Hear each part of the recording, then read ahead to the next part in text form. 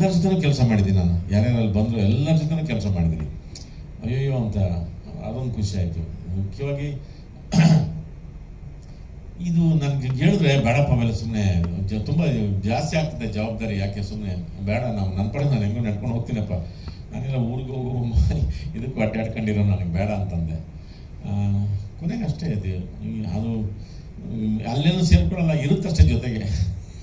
ನನ್ನ ಪಡೆ ನಾನು ಆರಾಮಾಗಿರ್ತೀನಿ. ಮತ್ತು ಹೆಂಗೆ ಇದೇ ಥರದ ಒಂದು ಜವಾಬ್ದಾರಿ ಆದಮೇಲೆ ಬೇರೆ ಥರದ ಕೆಲಸ ಮಾಡೋದಕ್ಕೆ ನನಗೆ ಇನ್ನೂ ಹೆಚ್ಚಿನ ಒಂದು ಸಣ್ಣದಾಗ ಒಂದು ಸ್ಫೂರ್ತಿ ಸಿಗುತ್ತೆ ಅಂತ. ಈ ಒಬ್ಬಟ್ಟಿಗೆ ಮತ್ತೆ ಸಕ್ಕರೆ ಹಾಕಿ ತುಪ್ಪ ಹಾಕ್ದಂಗಿದು. ಹಾಂ, ಅವ್ರ ನಾಟಕ ಅವ್ರು ನನಗಿಂತ ಬ್ಯುಸಿ. ಅವರು ಸಂಚಾರಿ ಥಿಯೇಟ್ರು, ನಾಟಕಗಳು, ಒಂದು ಪ್ರತಿ ವರ್ಷ ಸುಮಾರೊಂದು 25-30 ಜನದ್ದು ಕಾಲೇಜ್ ಹುಡುಗರು ಮಕ್ಕಳು, ಅವ್ರ ಜೊತೆ ಅವ್ರು ನನಗಿಂತ ಬ್ಯುಸಿ ಆಗಿರ್ತಾರೆ ಅವರು.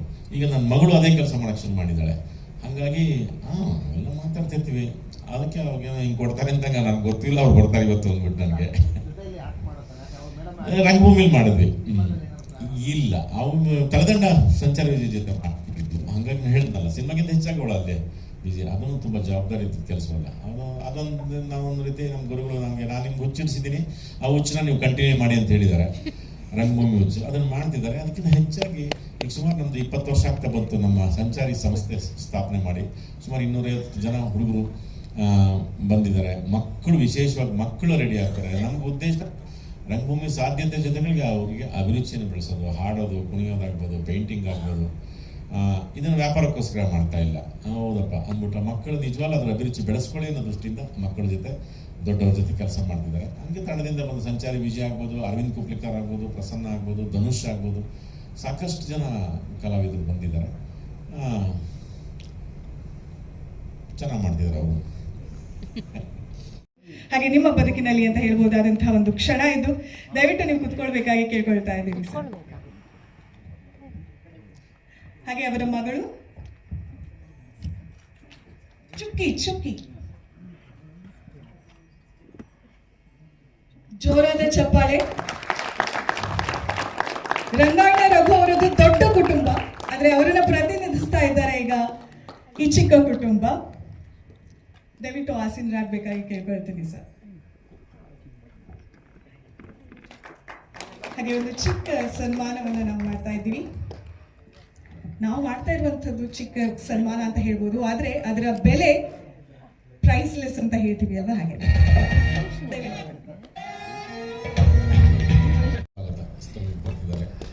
ನಿಮ್ಮ ಜರ್ನಿ 100 ಸಿನಿಮಾ ಮಾಡೋಕ್ಕಾಗಲಿ, ಈ ಥರ ಒಳ್ಳೆ ಅಭಿರುಚಿ ಸಿನಿಮಾಗಳು ಮಾಡಬಹುದು. ಸಂದೀಪ್ ಅಷ್ಟೇ ಈ ಥರದ್ದು ಬೇರೆ ಬೇರೆ ಥರದ್ದು ಈ ನೆಲದ ಕಥೆಗಳನ್ನು, ಈ ನೆಲದ ಪ್ರತಿಭೆಗಳನ್ನು ಬಳಸ್ಕೊಂಡು ಜನ ಮೆಚ್ಚುವಂಥ ಸಿನಿಮಾಗಳನ್ನ ನೀವು ಮಾಡಲಿ ಅಂತ ನಿಮ್ಗೆ ಶುಭ ಕೋರ್ತಾ ನಿಮಗೆ ಚಿತ್ರರಂಗಕ್ಕೆ ಸ್ವಾಗತ ಸರ್. ಇನ್ನು ನನಗಿಲ್ಲಿ ಶುಭ ಕೋರುವಂಥ ಎಲ್ಲ ಕಲಾವಿದರಿಗೂ ನಾನು ತುಂಬ ಧನ್ಯವಾದ ಮತ್ತು ಋಣಿ. ನಾನು ಮಾತಾಡ್ತಾ ನಾನು ನನ್ನ ಜರ್ನಿ ಬಗ್ಗೆ ನಾನು ಹೆಂಡ್ತೀನಿ ಮತ್ತು ನನ್ನ ಮಗಳೇ ಮರೆತುಬಿಟ್ಟೆ. ಯಾಕೆಂದರೆ ಅವರು ಅಪ್ಪ ಅಮ್ಮನ ಹತ್ರ ಇರೋದಕ್ಕೆ ಜಾಸ್ತಿ ನನ್ನ ಜೊತೆನೇ ಈಗ ನಮ್ಮ ಲೈಫು ಜರ್ನಿ ಆಗಿದೆ. ಯಾಕೆಂದರೆ ನಮ್ಮದು ಹೆಚ್ಚು 89ರಿಂದ ನಮ್ಮದು ರಂಗಭೂಮಿ ಪ್ರಯಾಣ ನಮ್ಮದು. ಮತ್ತು ನಾನು ಹೆಂಡತಿಬ್ರು ರಂಗಾಯಣದಲ್ಲೇ ಇದ್ದವ್ರು ನಾವಿಬ್ಬರು. ಹಾಗಾಗಿ ಅಲ್ಲೇ ಇದ್ವಿ, ಅಲ್ಲೇ ಮದುವೆ ಆಗಿ ಆಮೇಲೆ ಬೆಂಗಳೂರಿಗೆ ಬಂದ್ವಿ.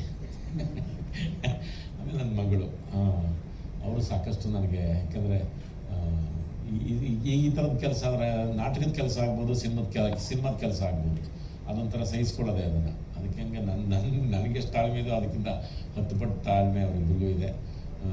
ಅದಕ್ಕಿಂತ ಹೆಚ್ಚಾಗಿ ಇನ್ನೊಂದು ಖುಷಿ ವಿಚಾರ ಏನು ಅಂತಂದರೆ, ನನ್ನ ಮಗಳದು 10ನೇ ತಾರೀಕು ಅವಳೇ ಡೈರೆಕ್ಟ್ ಮಾಡಿರೋ ನಾಟಕ ಮಾಡ್ತಿದ್ದಾಳೆ. ಅವಳಿಗೆ ಸಹಿತ ನೀವೆಲ್ಲರೂ ವಿಶ್ ಮಾಡಿ, ಯಾಕಂದರೆ ಅವಳು ಫಸ್ಟ್ ಡೈರೆಕ್ಟ್ ಮಾಡಿರೋ ನಾಟಕ 10ನೇ ತಾರೀಕು ಶೋ ಆಗ್ತಿದೆ. ಅದು ಇನ್ನೊಂದು ಥರ ಖುಷಿ ವಿಚಾರ. ಯಾಕಂದರೆ ನಮ್ಮ ಕಂದ ಮಗಳು ಈಗ ನಾಟಕ ಡೈರೆಕ್ಟ್ ಮಾಡ್ತಿದ್ದೆ ಆಗ್ಬಿಟ್ಟು ನನಗೆ ಅಯ್ಯೋ ಇನ್ನೂ ಹೌದಾ ಅನ್ಕೋತಾನೆ ಇದ್ದೀನಿ. ಈಗ ಅವಳು ಡೈರೆಕ್ಟ್ ಮಾಡ್ತಿದ್ದಾಳೆ. ಚುಕ್ಕಿ ಅಂತ ನನ್ನ ಮಗಳ ಹೆಸರು. ಅದು ನಮ್ಮದು ಪದ್ಮನಾಭ ನಗರದ MT ಸ್ಪೇಸಲ್ಲಿ ಅಲ್ಲಿ 10ನೇ ತಾರೀಕು ಶೋ ಆಗ್ತಿದೆ. ಅದಕ್ಕೆ ನಿಮ್ಮೆಲ್ಲರೂ ಆಶೀರ್ವಾದ ಅವ್ರ ಮೇಲೆ ಇರಲಿ ಅಂತ ಹೇಳ್ತಾ, ಇನ್ನು ಶಾಕಾಹಾರಿ ಬಗ್ಗೆ ಬಂದರೆ, ನನಗೆ ಈ ಕತೆ ಅಂದರೆ ನನಗೆ ಫಸ್ಟ್ಗೆ ಹೇಳಿದ ತಕ್ಷಣ ಇದನ್ನು ನನಗೆ ನಾನು ಹೊಸಬರು ಹಡಬರು ಅಂತೇನೋ ನೋಡಲಿಲ್ಲ. ನನಗೆ ಅದೊಂದು ಒಂದು ಆ ಥರದ್ದು ಈ ಹೊಸ ಸಿನಿಮಾ ನಿರ್ದೇಶಕತ್ವವಾಗಿ ಸ್ವಲ್ಪ ಸಮಸ್ಯೆನ ಅನುಭವಿಸಿದ್ದೀವಿ ನಾನು. ಅಂದರೆ ಅವ್ರಿಗೆ ಗೊತ್ತಿಲ್ವ, ಅವ್ರು ಏನೋ ಉತ್ಸಾಹದಲ್ಲಿ ಕತೆ ಹೇಳ್ತಾರೆ, ಅದು ಮಾಡೋಕ್ಕೆ ಬರಲ್ಲ, ಅದೊಂದು ತೊಂದರೆನ ಅನುಭವಿಸಿದ್ವಿ. ಬಟ್ ಇವರಲ್ಲಿ ಹೇಳಿದ ತಕ್ಷಣ ಅದ್ರ ತಯಾರಿ ಒಂಥರ ನಮಗೆ ಎಲ್ಲೂ ಇದನ್ನು ಬೇರೆ ಎಲ್ಲೂ ಇದನ್ನು ತೊಗೊಂಡಿಲ್ಲಪ್ಪ, ಎರವಲು ತೊಗೊಂಡಿಲ್ಲ, ಅದು ಅನುವಾದ ಮಾಡ್ಕೊಂಡಿಲ್ಲ ಅಥವಾ ರೂಪಾಂತರ ಮಾಡ್ಕೊಂಡಿಲ್ಲ, ಇದನ್ನು ಕ್ಲೀನಾಗೆ ಇವರೇ ಯೋಚನೆ ಮಾಡಿದ್ದಾರೆ ಅಂತ ಒಂದು ಕಾನ್ಫಿಡೆನ್ಸ್ ಬಂತು. ಆಮೇಲೆ ಮಾಡೋಣ ಅಂತಂದಾಗ ಮತ್ತೆ ನನಗೆ ವಿನಯ ಆಗ್ಬೋದು, ಗೋಪಾಲ್, ಯಾಕೆಂದರೆ ಇವರಪ್ಪ ನಾವು ತುಂಬ ಆತ್ಮೀಯರು. ಇವರಪ್ಪನ ಬಗ್ಗೆ ಯಾಕೆ ನಾನು ಪದೇ ಪದೇ ಮಾತಾಡ್ತೀನಿ ಅಂತಂದರೆ, ಇವರು ಗೋಪಾಲ್ ದೇಶಪಾಂಡೆ, ಅವರಪ್ಪ ಧ್ರುವರಾಜ್ ದೇಶಪಾಂಡೆ ನೀನಾಸಮನ್ ಟ್ರೈನ್ ಆಗಿ ಇವರಪ್ಪ ನಾಟಕ ಒಂದು ಚಾಣಕ್ಯ ಅಂತ ನಾಟಕ ನೋಡಿದ್ವಿ, ಅದಿನ್ನೂ ನನಗೆ ಕಣ್ಣು ಕಟ್ಟಿದಂಗಿದೆ. ಅದಲ್ಲದೆ ಹುನಗುಂದ ಅಂತ ಊರಲ್ಲಿ ಒಂದು ನಾಟಕದ ರೆಪರ್ಟ್ರಿ ಕಟ್ಟಿ ಅಲ್ಲೇ ಎಲ್ಲ ಸಾಕಷ್ಟು ಅಲ್ಲಿನ ಗ್ರಾಮೀಣ ಪ್ರತಿಭೆಗಳಿಗೆ ಅವಕಾಶ ಕೊಟ್ಟು ಅವ್ರ ಹತ್ರ ನಾಟಕ ಮಾಡಿಸಿ ಬಹಳ ದೊಡ್ಡ ಸಾಧನೆ ಮಾಡಿದಂಥ ಇವ್ರ ತಂದೆ ಧ್ರುವರಾಜ್ ದೇಶಪಾಂಡೆ. ಎಲ್ಲೋ ಸಂದಿಲ್ ನೋಡ್ಕೊಂಡು ಇವನು ನಾಟಕ ಕಲ್ತ್ಕೊಂಡು ಇವನು ಗೋಪಿನೂ ಬಿಟ್ಟಿಲ್ಲ ಅಲ್ಲ. ಅವಾಗ ಮೋಸ್ಟ್ಲಿ ನನಗೆ ನಾವು ಇವ್ರ ಕ್ಯಾಂಪ್ಗೆ ಹೋದಾಗ ಗೋಪಿ ಸಣ್ಣ ಹುಡುಗ ಇಲ್ಲಿ ಗೊತ್ತು ನನಗೆ ಇನ್ನೂ ಸರಿಯಾಗಿ ಇದ್ದಲ್ಲ ಕ್ಯಾಂಪಲ್ಲಿ. ಇವರು ತುಂಬ ಪಾಪ್ಯುಲರ್ ಒಂದು ಸ್ಲೋಗ್, ನಮ್ದು ಹೆಂಗೆ ತಲೆ ಬಾಚ್ಕೊಳ್ಳಿ ಪೌಡ್ರ್ ಹಾಕೊಳ್ಳೋಣ ಅಂತ ಹೇಳ್ತೀನಲ್ಲ, ಹಾಗೆ ಇವ್ರದ್ದು ಇದು ಧ್ರುವರಂಗದ ಸಮಯ, ವ್ಯಾಳ್ಯ ಅಂತಿದ್ರು ಇಲ್ಲಿ, ಆ ಥರದ್ದು ಹೇಳಿ ನಾಟಕನ ಶುರು ಮಾಡ್ತಿದ್ರು. ಆಮೇಲೆ ನಮ್ಮ ಧಾರವಾಡದ ಪ್ರತಿಭೆ ವಿನಯ್ ಆಗ್ಬೋದು, ವಿನಯ್ ಜೊತೆಗೆ ಜಾಸ್ತಿ ಇಡೀ ಸಿನಿಮಾದಲ್ಲಿ ನನಗೂ ಮತ್ತು ವಿನಯ್ಗೆ ಜಾಸ್ತಿ ಸೀನ್ಸು ಇದ್ದಿದ್ದು.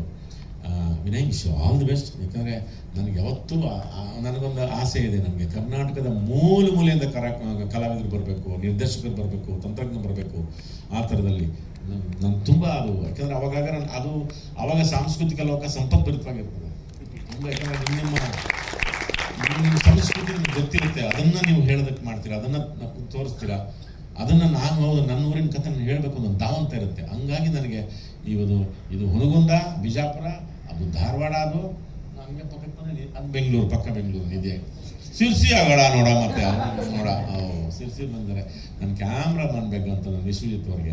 ಇವರಿಬ್ಬರು ಒಂಥರ ಹೆಂಗೆ ಅಂತಂದರೆ ಇದು ಏನು ಹೇಳ್ಬೇಕು, ಗಂಡ ಹೆಂಡತಿ ಅಂತ ಹೇಳ್ಬೇಕಾ ಅಥವಾ ಇನ್ನೂ ಏನು ಹೇಳೋದು ಗೊತ್ತಾಗಲ್ಲ, ಗೊತ್ತೇ ಆಗಲ್ಲ. ಅವ್ರು ಸಣ್ಣದ ಅಡಿಕೆ ಮಾಡ್ಕೊಂಡು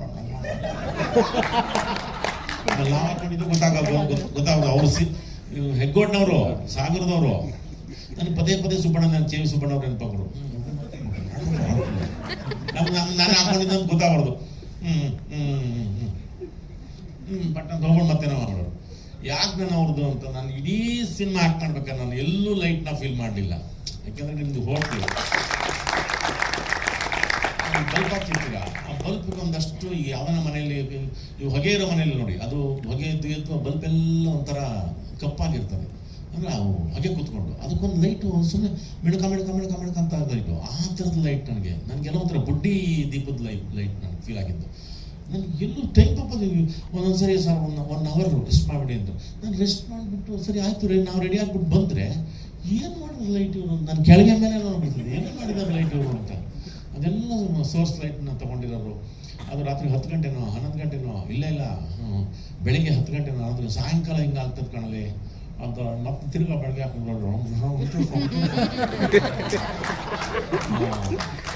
ಎಲ್ಲ ನನಗೆ ಭಾಳ. ಯಾಕೆಂದರೆ ನಿಮ್ಗೆ ಆ ಥರದಲ್ಲಿ, ಯಾಕಂದರೆ ಅವ್ರದ್ದೊಂದು ಪಾತ್ರ ಮಾಡ್ತಾರೆ ಅಂತಂದರೆ, ಈಗ ಅದೊಂದು ಆ ಸೋರ್ಸ್ ಹುಡ್ಕೊಂಡು ಪಾತ್ರ ಮಾಡ್ತಾರೆ ಅಂದ್ರೆ ವಿಶ್ವಜಿತ್ತು. ನಮ್ಮ ಕನ್ನಡದ ಪ್ರತಿಭೆ ಇಷ್ಟೆಲ್ಲ ಯೋಚನೆ ಮಾಡ್ತಾರೆ ಅಂತಂದರೆ ವಿಶ್ವಜಿತ್ ಅವರೇ ಭಾಳ ಖುಷಿ ಆಗುತ್ತೆ. ಈ ಸಂಗೀತಕ್ಕೊಂದು ಪಾತ್ರ ಮಾಡಿದ್ದಾರೆ, ಸಂಗೀತ ಮಯೂರವರು. ಆ ಸಾಂಗ್ ತುಂಬ ಚೆನ್ನಾಗಿದೆ. ಕಂಬಾರ ಸಾಂಗ್ ಒಂದು ಆಡಿದ್ದೀವಿ, ಅದನ್ನು ನೀವು ಒಪ್ಕೊಂಡಿದ್ದೀರಾ? ನೀವೇ ಹೇಳಿದಿರಲ್ಲ ಹಾಂ, ತುಂಬ ಚೆನ್ನಾಗಿದೆ ತುಂಬ ಚೆನ್ನಾಗಿದೆ. ಇದೆಲ್ಲದಕ್ಕೂ ಕಾರಣ ಸರ್ ನೀವಿಬ್ಬರೇ ಮಾತಾಪಿತ. ಹೌದು, ಯಾಕೆಂದರೆ ನನಗೆ ಹೊಸ ಪ್ರೊಡ್ಯೂಸರ್ ಕಥೆ ಅಷ್ಟೊಂದು ಕೇಳಿದ ತಕ್ಷಣ ಆಮೇಲೆ ನಮ್ಮ ಎಲ್ಲ ಕನ್ನಡ ಸಿನಿಮಾಗಳನ್ನ ಯಾವುದೂ ತಪ್ಪದೆ ಬಿಡಲ್ಲ, ಇವರು ಎಲ್ಲವನ್ನೂ ನೋಡ್ಕೊಂಬಂದಿದ್ದಾರೆ. ಹಾಗೆ ಚೆನ್ನಾಗಿದೆ ಕಥೆ ಮಾಡೋಣ ಅಂತ ಮತ್ತೆ. ಹಿಂಗಾಗಿ ಇದಕ್ಕೆ ನಿಮ್ಗೆಲ್ಲರಿಗೂ ನಮಗೂ ಸೇರಿಸಿ ಒಂದು ಒಳ್ಳೆ ಪ್ರೋತ್ಸಾಹನ ನೀವು ಸಹಾನುಭೂತಿನ ಕೊಡಬೇಕು. ಇದಕ್ಕೆ ಪ್ರೋತ್ಸಾಹ ಅವಾಗಲೇ ಹೇಳ್ದಂಗೆ ಇದು ಪ್ರವಾಹದ ರೀತಿಯಲ್ಲಿ ನಮಗೆ ಈ ಶ್ರೀರಂಗಪಟ್ಟಣದಲ್ಲಿ ಕಾಣುತ್ತಲ್ಲ ಕಾವೇರಿ ನದಿ, ಅದು ಬೇಡ, ತಲಕಾವೇರಿ ಹುಟ್ಟುತ್ತಲ್ಲ ಆ ಕಾವೇರಿ ನದಿ ಥರ ಹಿಂಗೆ ಪಸರಿಸ್ಕೊಂಡ್ಬಿಟ್ರೆ ಕರ್ನಾಟಕಕ್ಕೆ ನಮಗೆ ಅದು ನಿಜವಾಗ್ಲೂ ಖುಷಿ ಆಗುತ್ತೆ. ಹಿಂಗೆ ಅಂತ ಅದಾದ್ರೂ ನಿಮ್ಗೆ ಒಳ್ಳೇದು ಸರ್ ಆಗಲಿ ಅಂತ ಬಯಸ್ತೀನಿ, ಇಲ್ಲ ಅಂತ ಹೇಳಲ್ಲ. ಹಾಗಾಗಿ ಈ ಶಾಖಾಹಾರಿ ನಿಜವಾಗ್ಲೂ ಬೇರೆ ಥರದ ಪ್ರಯತ್ನ ಈ ನಮ್ಮ ಚಿತ್ರಕ್ಕೆ ನಮಗೆ ಯೂಟ್ಯೂಬ್ನಲ್ಲಾಗ್ಬೋದು, ಬೇರೆ ಥರ ಸೋಷಿಯಲ್ ಮೀಡಿಯಾದಲ್ಲಿ ಎಲ್ಲರೂ ಸಾಕಷ್ಟು ನಮ್ಮ ಕಲಾವಿದರು ಎಷ್ಟೋ ಜನ ಸಪೋರ್ಟ್ ಮಾಡಿದ್ದಾರೆ ಇದಕ್ಕೆ. ಆಮೇಲಿಂದ ನಮ್ಮ ಸುದೀಪ್ ಸರ್ ನಮಗೆ ಇದನ್ನು ನೋಡಿದ ತಕ್ಷಣ ವಿಶ್ ಮಾಡಿ ಇದನ್ನು ಹೇಳಿದ್ರು. ಸರ್ ಸುದೀಪ್ ಸರ್ ನಿಮಗೆ ಅನಂತ ಧನ್ಯವಾದಗಳು ಸರ್. ನಮ್ಮ ತಂಡಕ್ಕೆ ಈ ಒಂದು ಹೊಸಬ ತಂಡಕ್ಕೆ ನೀವು ವಿಶ್ ಮಾಡಿ ಅದ್ರ ಬಗ್ಗೆ ಎಷ್ಟು ಚೆನ್ನಾಗಿ ಮಾತಾಡಿದ್ದೀರಾ. ಇವತ್ತು ಬಂದ ಸೂರ್ಯ ಆಗ್ಬೋದು, ಯೋಗರಾಜ್ ಭಟ್ರು ನಮ್ಗೆ ಇದಕ್ಕೆ ಟೈಟ್ಲ್ನ, ನಮ್ಮ ಶಾಕಾರಿ ಟೈಟ್ಲ್ನ ನಮಗೆ ಯೋಗರಾಜ್ ಭಟ್ರು ಅವತ್ತು ತೋರಿಸಿದ್ರು. ತಕ್ಷಣ ಯೋಗರಾಜ್ ಭಟ್ರು ಭಾಳ ಖುಷಿ ಪಟ್ಬಿಟ್ಟು ಏನೋ ಬೇರೆ ಥರ ಮಾಡಿದ್ರಲ್ರಿ ಅಂತ ಕೆಳಗೆ ಮೇಲೆ ನೋಡಿದ್ರು. ನೀವ ತಿರ್ಗಾಕೆ ಅಂತ ಅಂದ್ರು. ತಿರ್ಗಾ ನೋಡ್ಬಿಟ್ಟು ಚೆನ್ನಾಗಿದೆ ಕಣ್ರಿ, ಚೆನ್ನಾಗಿದೆ ಅಂತಂದ್ರು ಯೋಗರಾಜ್ ಭಟ್ರು. ಹಾಗಾಗಿ ಒಂದು ರೀತಿ ಎಲ್ಲ ಒಂಥರ ಆ್ಯಡಿಂಗ್, ಪಾಸಿಟಿವ್ ಆ್ಯಡಿಂಗ್ ಆಯಿತು ಇದಕ್ಕೆ ಎಲ್ಲದಕ್ಕೂ ಕಲಾವಿದರಾಗ್ಬೋದು. ಹರಿಣಿಯವ್ರು ನಮ್ಗೆ ಈ ಕಡೆ ಕೂತ್ಬಿಟ್ಟಿದ್ರೆ ನೀವು, ಸಾರಿ ನಮ್ಮ ಹೀರೋಯಿನ್ನು ಅಲ್ಲಪ್ಪ, ನಮ್ಮ ಸಿನಿಮಾ ಹೀರೋಯಿನ್, ನಮ್ಮ ಲೈಫ್ ಹೀರೋಯಿನ್ ಅಲ್ಲಿದ್ದಾರೆ ಹರಿಣಿಯವರು. ಆ ಸನ್ನಿವೇಶಗಳು ಭಾಳ ಚೆನ್ನಾಗಿ ಕಟ್ಕೊಟ್ಟಿದ್ದಾರೆ. ಬಸ್ಸಿನಲ್ಲಿ ಇಂಥದ್ದು ಅಡಿಕೆ ಮರದ ಸಂಧಿಯಲ್ಲಿ ಪ್ರೇಮ ನಮ್ಮದವ್ರದ್ದು. ಹಾಗಾಗಿ ನಿಮ್ಮೆಲ್ಲರ ಪ್ರೋತ್ಸಾಹ ಆಶೀರ್ವಾದ ಇರಲಿ.